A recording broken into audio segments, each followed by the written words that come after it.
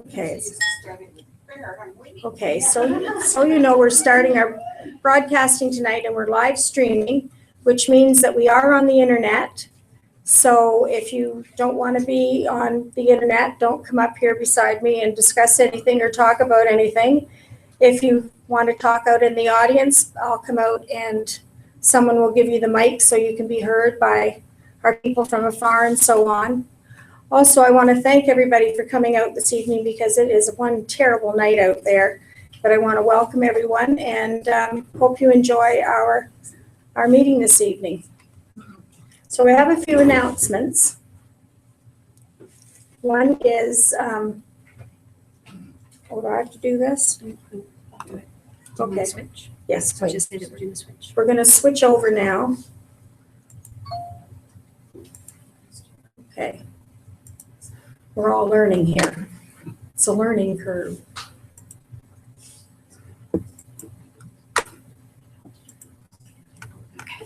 As you can see, our February meeting is Dabbling in DNA with Brenda Travis from the Chatham-Kent Black Historical Society. She has done some of her own DNA, and I am really looking forward to hearing what's going to go on with this because I'd like to have my own done. Also, there's a meeting that's being held at the Buxton Museum out in North Buxton on January 31st. It's an open house from 2 to 4, I believe, and Brian Prince is going to be there signing his new book. So it's an open invitation to anybody who wants to go. This was just something we learned of today, so that's why it's not up on the screen. So the next one is Family Day. Its open house is in collaboration with the library again this year, and it's Saturday, February 14th from 10 a.m. to 4 p.m. and everyone is welcome. It's on the second floor of the library in our OGS room. So please feel free to come up and enjoy the festivities and see what you can learn, see what we have up there and what we're doing to try and get new and improve things up and going. And yes, we do need volunteers. In our March meeting is the Baldwin Settlement with Brian Anderson, and he will discuss his Scottish ancestors. I do have some in my family, but I'm not familiar with them at all. I haven't done that line yet, so maybe I can get some tips and tidbits on how to do this research. So I look forward to that. So now we will have our Chatham-Kent person come up and talk. Cindy, do you want to introduce her, please?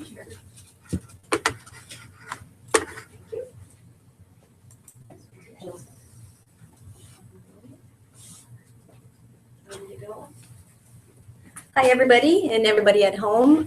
We're very pleased to have Andrea Johnson with us tonight. She's a staff from the Chatham-Kent Public Library. Over the last year or so, the library took on a project to digitize some of their collections, and they put it online. So Andrea took part actually in the process, so she's going to be a great speaker on how they did this, what they digitized, and how we can access it ourselves. So Andrea, if you'd like to come on up. Switch speakers. Perfect. Thank you, Cindy. So my name is Andrea. I work at the Chatham-Kent Public Library. Right now I'm at the Chatham branch. So if you come in, I'm normally behind the information desk on the second floor. So I worked on this project for most of last year. We had our big launch last March. So I can walk you guys through some of the particulars of the collection and how you guys can search it from home. So we can switch over to the PowerPoint.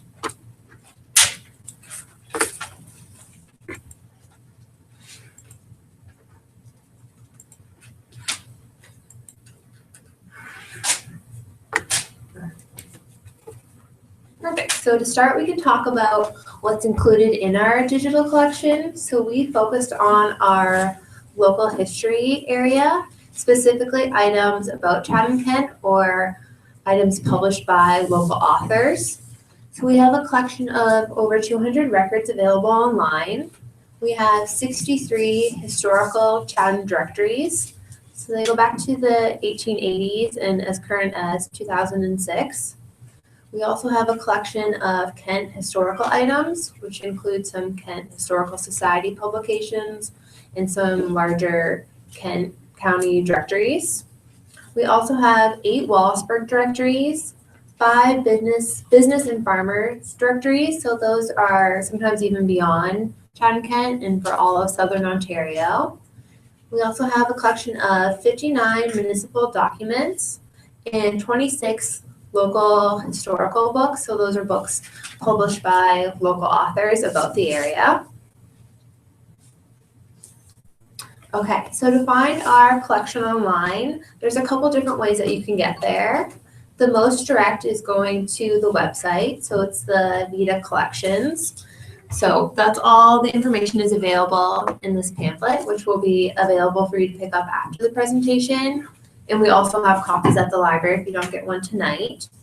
You can also get to the digital collection through the library's website. So if you go to our website and then you click on the genealogy tab, underneath that it will open up a menu and it will be CKPL Digital Collection. That will bring you to a specific page, which is nice because it explains in more detail exactly what's included in the collection, including images, and gives you some more particulars. And that will also include a link to the Vita collection so you can get there. And if you forget both of those ways, you can always Google. So if you just go to Google and you put in CKPL Digital Collection or Chatham-Kent Digital Collection, you'll see our library page pop up. Okay, so once you get to our digital collection, this is what the homepage looks like. And it presents you with a couple different searching options that we can explore here together. So you can see over here on the left-hand side of the screen, we have the search menu. In the center, we have a searching box, which you would use keywords for, and then we have a little snapshot window over there. So we can look at each of these individually. Okay, so in the middle of that homepage, we saw the search box, and this is really great for conducting keyword searches or topic searches. So you could search for terms like Johnson or Fisting or church, and that will search all the records in our collection. And it searches a couple different fields when you add terms in there. So it searches the author field, the title field, the subject field, and date. So it's quite a comprehensive search. So if you put in your last name, you might get a lot of different results that you'll have to filter down to after. Okay, so in addition to the search box on that homepage, we also have a list of our featured collections. So everything that we digitized, we tried to put into different groups. So some of our main groups are the Chatham directories, the Wallaceburg directories, the Chatham-Kent local authors, and the Kent historical items. So if you click on any of those blue links, it will take you to a page that looks like this. So this is what comes up if you click Chatham directories. It gives you some information about the directories. And if you click over there on the right-hand side of the screen where it says See More Records, it will bring you to a page like this, which will let you browse through all the Chatham directories. So that way you can see exactly what years are included in our collection. And over on the right-hand side of the screen, you can see a search menu over there. So if you find the results are too broad, you can also use that menu to limit your results down further. So we can talk about that a little bit later. Okay, so on that home page, we also have a collection snapshot. And what that is, it's a rotating image of items from our collection. So there's about 40 items included in it. And if you see an item that you're interested in learning about more, all you need to do is click on the picture of the book cover or the title, and then that will bring you directly to that record and you'll be able to learn a little bit more about it. So for each item in that snapshot collection, you'll be given the title, an image for it, and also a brief description.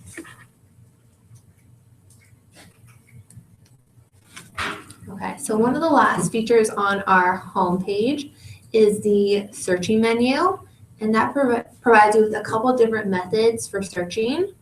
So you'll be able to browse the collection, browse by location, do an advanced search, or do a mobile search.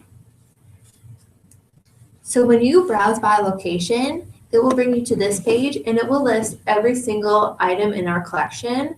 And this is nice if you're not looking for something specific, but you just want to see what's available. Okay, if you choose the browse by location option, it's going to bring you to this page and it's a map.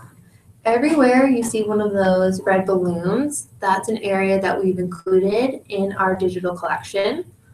You can see when you first get to this page, it's too zoomed out. So if you want to be able to see more clearly, all you need to do is click on the plus arrow there and it will enlarge the map. It makes quite a difference. So when you let your mouse hover over one of the red balloons, it will list for you what location that you're looking at. And then if you click on the red balloon, it will tell you how many records are available for that area. Then if you click on the blue hyperlink for Dresden, it will bring you to a new page which shows you all the records available for that location. Okay. So if you want to conduct a more specific search, you're looking for something, you know exactly what you want, the advanced search page is a really great option for getting there. It lets you do a couple different searches at the same time.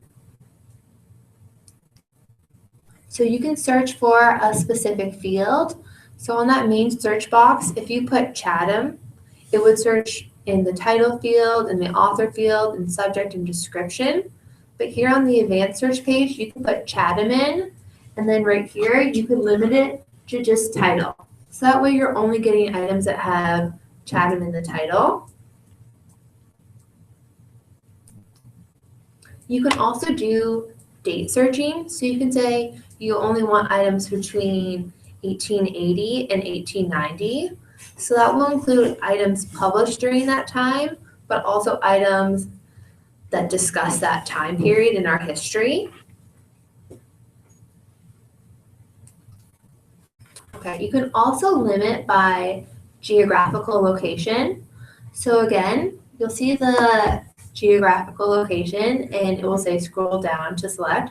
If you expand that arrow, it will list every area, location covered in our collection and how many items are available in that location.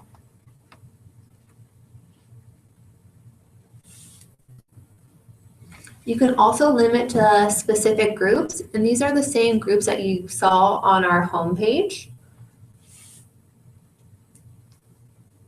And at the very bottom of the advanced search screen, it allows you to modify how your results are displayed. So automatically it displays by relevance, but you can change that to title or date. You can also change how many results you see on each results page. 40 is the standard, but you can change that to up to 100.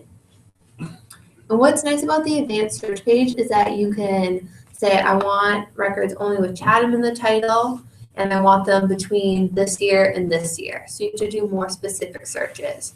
Or you can say, I want all Walsburg directories, but I only want them between 2000 and 2005.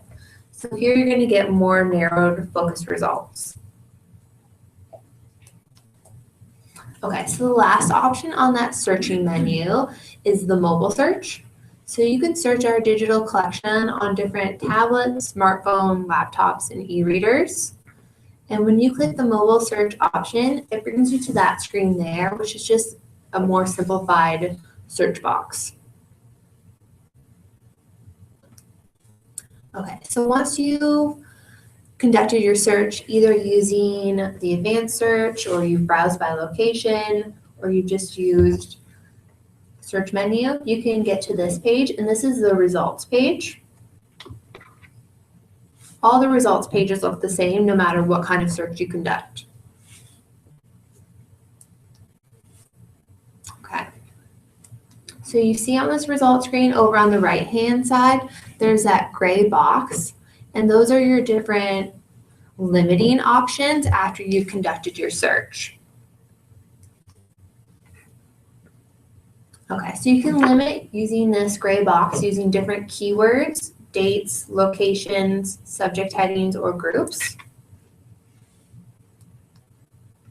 Okay, so you can add new search terms to your search. So if you just search Chatham and now you realize that you're getting too many results, you could try adding churches or fish or a specific subject that you're looking into or a street name.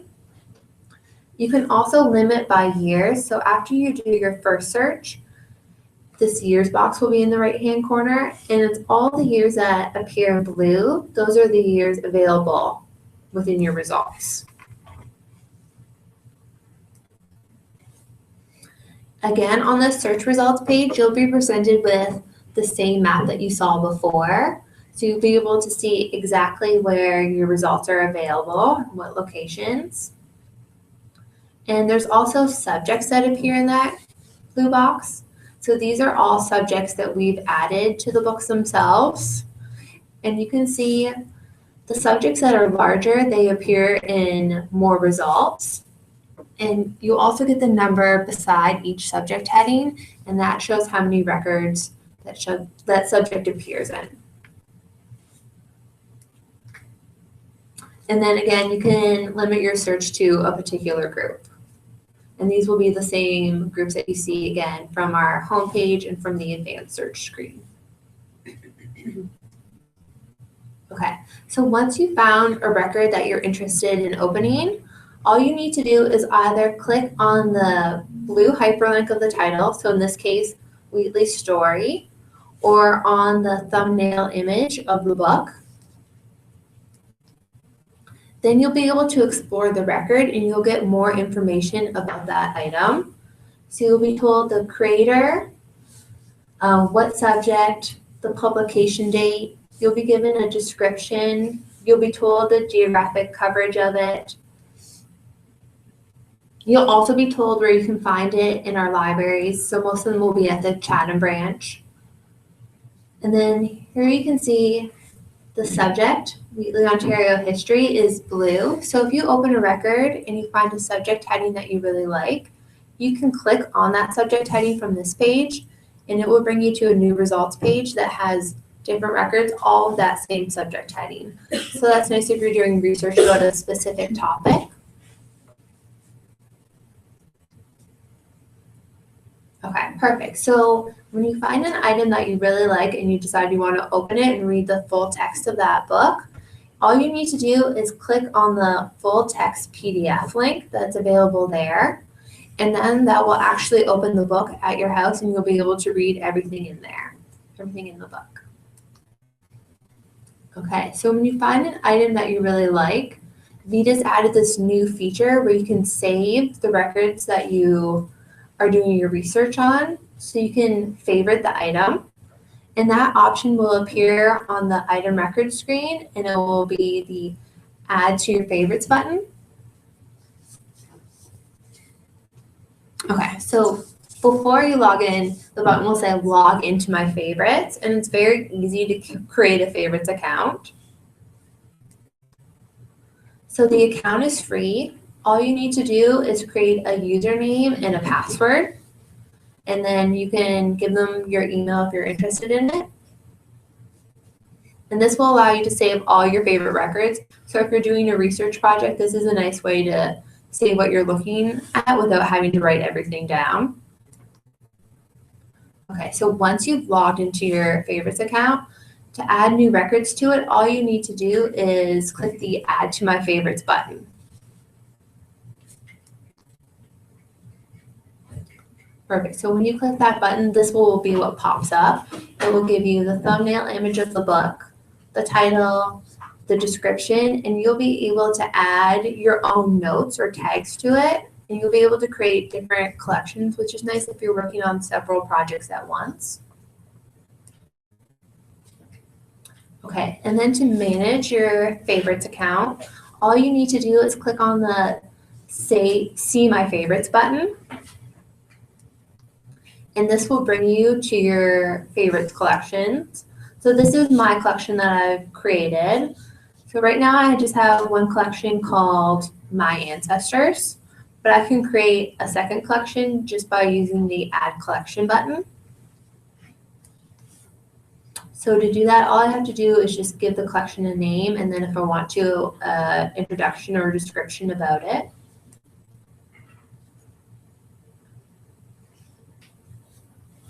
And then if you want to change the item in the collection, you just need to click on the title of the collection, so My Ancestors, and then it will show you all the items in that collection, and then you are able to update them if you want to move items from one collection to another as you work on different projects. So right there under available collections, I only have one collection created so far, but if I had several collections, they would all appear there, and I could just tick whatever box I wanted that item to appear in. Okay, so when the library created their digital collection, the CK Museum and the Thames Art Gallery, we all shared the same grant. So they also have digital collections available if you'd like to search them sometime.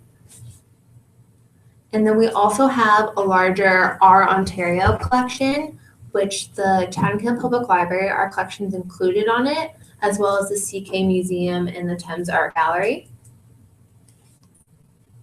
On the Ontario website, it has collections from libraries, archives, museums, historical societies, heritage and community groups, and private collections from across Ontario. They have a growing list of over 270 contributors, and they have 1.8 million items. And on that website, it's a collection of photographs, maps, videos, oral histories, government documents, newspapers, and more. So this is what the Our Ontario homepage looks like. And the nice part about it, it was designed by the same people that did our website. So all the searching features you use for our collection, you'll be able to also use them to search the Our Ontario collection. So you'll see the same search box where you can do your searches. You can also, if you click that Browse by Contributor button, it will list all the organizations that have digital collections on the website and how many items are included in that collection. And you'll be able to add records from here to the favorites account that you've created before, which is nice. Okay. Perfect. So does anyone have any questions about it? Yes. When you said you needed a username and a password for My Favorites, can you use the same one you used to log on to the library's catalog? Yes. Thank you. Yeah, you're welcome. And Could you reiterate that question? yeah, sure. Okay, thank you. So Diane asked if you can use the same username and password that you use for your library account to create a My Favorites account, and you definitely can do that, which is nice. Less passwords and usernames to keep track of. Okay. Yes. How far back is it? So back in the 1800s? Yes, we do have some records back in the 1800s. Court records? I don't think we have any court records. I think it's mostly, we have some older municipal documents. I can't remember exactly what they are, but if you browse the collection, it will show you exactly. How many people can access the same record at a time? There's no limit to how many people can access the same record at the same time. So I know at the library, when you get ebooks with Overdrive, only one person can check out an ebook at a time. There's no limit with that with our digital collection. Most of the items included were so old that copyright didn't apply to them anymore, or we spoke with publishers and we got permission to include them as part of our digital collection. So they're available to everyone. Is there any idea of expanding this digital collection as time goes on? I think that if the library received another grant, then they would definitely be interested in expanding the collection. It's just hard to figure out copyright for some of these items now. Yeah, So I'm that's a thinking, limitation. some of the old newspapers and things like that that are Chatham Daily Planet's gone, and those kinds of things. I know they talked about it when we digitized the first time. There's just no budget for it now, but maybe in the future.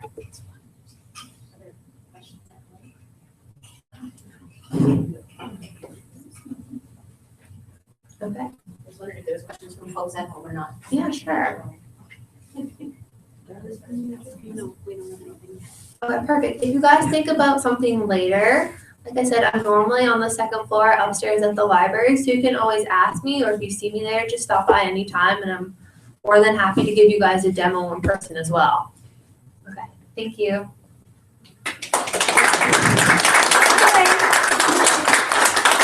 Thank you, Andrea. On behalf of the branch, we have a little thank you. Thank you very much. That was very informative. Thank you. I can't wait to go and browse it and try. And as Andrea said, here's pamphlets here. Maybe we'll put them at the back. Well, pamphlets are available at the library as well. So if you're into Chatham and get a chance to stop by and pick up some of the pamphlets too. All right.